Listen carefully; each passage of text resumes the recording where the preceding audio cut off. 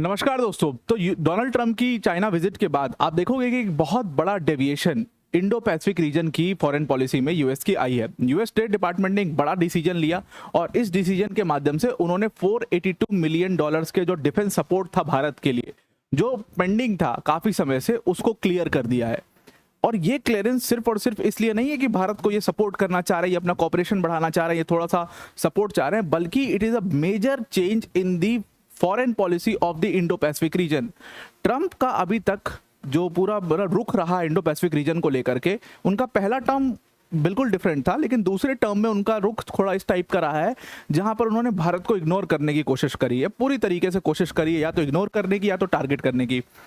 और अब आप देखो कि चाइना विजिट के बाद जिस तरीके से ट्रंप खुश होकर के निकले थे और बहुत बड़ी बड़ी बातें करी थी, but nothing came on the table, nothing came on the paper. और बहुत सारे एक्सपर्ट्स ने कहा भी कि कुछ नहीं मिला यूएस को इसमें।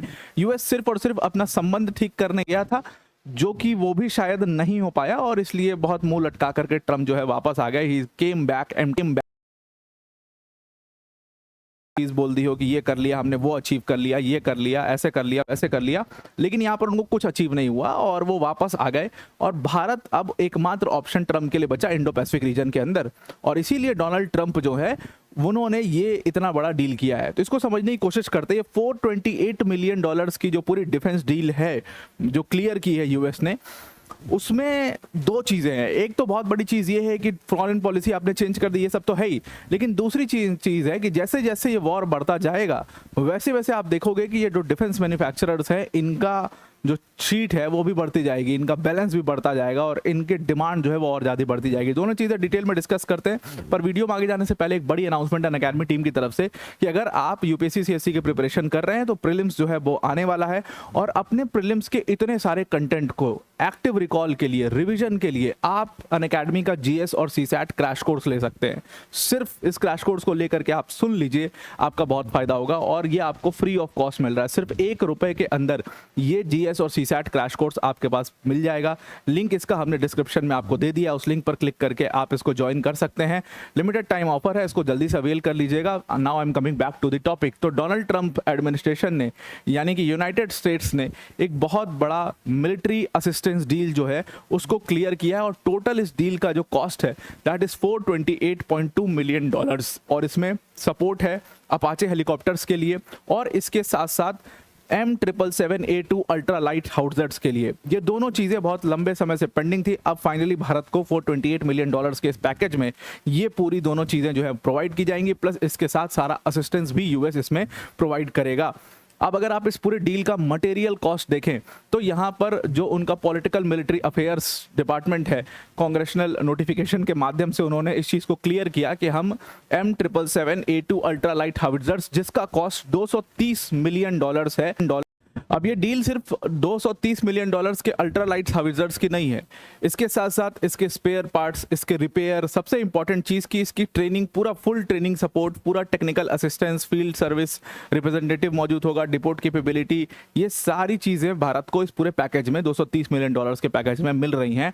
यानी कि सबसे इंपॉर्टेंट चीज़ इन डिफेंस इक्विपमेंट्स के साथ यही होती है that after it comes to you, then इसके बाद रिपेयर का क्या, मतलब आप देखो पाकिस्तान के पास तो इतना सारा फॉरेन असिस्टेंस है, मतलब यूएस ने इतना असिस्ट किया पाकिस्तान को टाइम एंड अगेन, लेकिन मोस्ट ऑफ दी उनके इक्विपमेंट्स जो हैं, डिफेंस इक्विपमेंट्स जो हैं, वो आइदर रिपेयर में रहते हैं या वो आइदर आउटडेटेड हो चुके हैं। मतलब इस तरीके का चैलेंज आता है, तो वो जरूर वो रिपेयर सपोर्ट, वो आफ्टर सेल सपोर्ट जो है वो बहुत ज़्यादा इंपॉर्टेंट हो जाती है, और वो पूरा पैकेज भारत को इसमें मिल रहा है।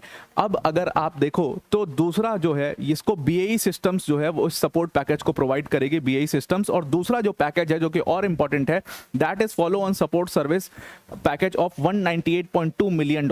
ये $198.2 मिलियन का अपाचे हेलीकॉप्टर्स जो कि बोइंग और लॉकहीड मार्टिन बना रहे हैं, वो चीज़ जो है भारत को प्रोवाइड की जाएगी।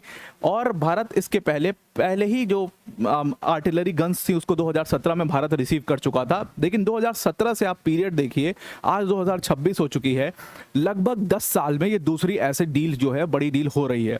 इसके पीछे का कारण क्या है? इसके पीछे का कारण बहुत सिंपल सा था, that change in the foreign policy, a change in the foreign policy for the Indo-Pacific region। देखिए हर रीजन की यूएस अपनी पॉलिसी लेकर के चलता है। इंडो पैसिफिक रीजन की पॉलिसी अलग है, वेस्ट एशियन पॉलिसी अलग है। वेस्ट एशिया पॉलिसी में बाइडेन ने बहुत खराब किया और ट्रंप के आने के बाद तो ट्रंप ने बंटाधारी कर दिया। They have lost West Asia. अगर आप इसको क्लियरली इस तरीके से देखें तो they have completely lost West Asia now. अब उसमें कुछ भी नहीं बचा, तो अब उनके पास बचता है इंडो पैसिफिक रीजन।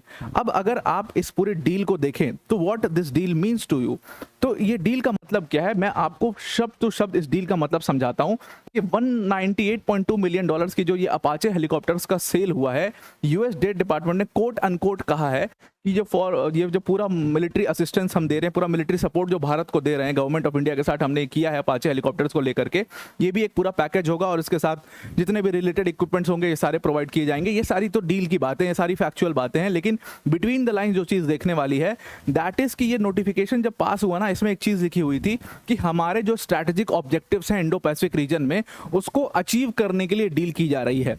अब आप इसको समझने की कोशिश करो। डोनाल्ड ट्रंप चाइना पहुंचते हैं और चाइना की विजिट के बाद वो बड़े बड़े अनाउंसमेंट करते हैं। वो बड़े अनाउंसमेंट करते हैं कि हमारी डील हो गई, हमारी ये हो गई।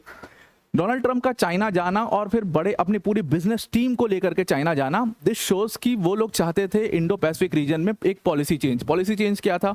ये यूनिलैटरलिज्म की पॉलिसी फॉलो कर रहे थे कि क्यों ना, हमारा सबसे बड़ा दुश्मन है चाइना और चाइना को काउंटर करने के लिए हम ताइवान को पैसे दे रहे हैं, हम भारत के साथ डिफेंस कॉपरेशन बना रहे हैं, इंडो पैसिफिक रीजन में सिर्फ प्रेजेंट होने के लिए हमें इतना खर्चा करना पड़ रहा है, तो क्यों ना हम चाइना के साथ ही अच्छे संबंध बना लें। और अगर ये अच्छे संबंध बन गए in terms of business, in terms of trade also, तो ट्रेड करके दुनिया की दो बड़ी इकोनॉमी से एक साथ आ जाएंगी, तो यूनिलैटरल वर्ल्ड हो जाएगा, मल्टीपोलर कुछ बचेगा ही नहीं। और धीरे धीरे ये पूरा रिलेशन जो है वो डेवलप हो जाएगा, it will develop into military cooperation also. और ये सारे सपने ये लोगों ने देखे थे। अब इसके लिए क्या होता, अगर इनके चाइना के साथ रिलेशन बन जाते, नुकसान कुछ भी नहीं था। और जो पैसा ये खर्च कर रहे थे, भारत की जरूरत या दूसरे देशों की जरूरत इनको नहीं होती, ऐसा डोनाल्ड ट्रंप को लगा था। वो चाइना विजिट करते हैं और उसके बाद वहां पर जो जिस तरीके का शी जिनपिंग का रिस्पॉन्स था या उनकी गवर्नमेंट का रिस्पॉन्स था, शायद वो ट्रंप को उतना नहीं मिला जितना उन्होंने एक्सपेक्ट किया था। हालांकि वो बहुत खुश थे, उन्होंने बहुत सारी अनाउंसमेंट करी, उन्होंने बड़ी बड़ी बातें कही, लेकिन मटेरियली कुछ नहीं मिला। जब तक मटेरियल नहीं मिलता तब तक आप अग्रीमेंट हो गया, हवे में अग्रीमेंट हो गया, जब तक ऑन पेपर नहीं आया उसका कोई मतलब नहीं। ट्रंप ने इतनी बकैती काटी, उसका कोई भी मतलब नहीं हो पाया। और इसीलिए 2 दिन बाद आप देखते हो कि इतना बड़ा पैकेज एक कांग्रेचुनल नोटिफिकेशन के माध्यम से उसको क्लियर किया जाता है। This means that we are coming back to the basics. Back to the basics का मतलब क्या है? अब हमारे इंडो पैसिफिक रीजन की जो पॉलिसी, फॉरेन पॉलिसी, वो वही रहेगी जहां पर भारत की बहुत जरूरत होगी। आप देखो कि बाकी के राष्ट्रपति, और ये अमेरिकी राष्ट्रपतियों का ये पुराना इतिहास रहा है, हर रीजन में वो ये काम करते हैं। एक राष्ट्रपति आता है, वो एक फॉरेन पॉलिसी फॉलो करता है, दूसरा आता है वो एकदम उससे विपरीत चले जाने की कोशिश करता है, फिर जब वो फेल होता है वापस आता है। जैसे बराक ओबामा के साथ इराक में ये हुआ, अफगानिस्तान वाले इशू में ये हुआ था। तो डिफरेंट राष्ट्रपति आते हैं और वो अपने अपने तरीके से चीज़ों को करने की कोशिश करते हैं। ट्रंप ने भी वही किया। अब देखो, ट्रंप आते ही क्वाड को एकदम वीक ही कर दिया। ट्रंप ने क्वाड में तो कुछ भी नहीं छोड़ा।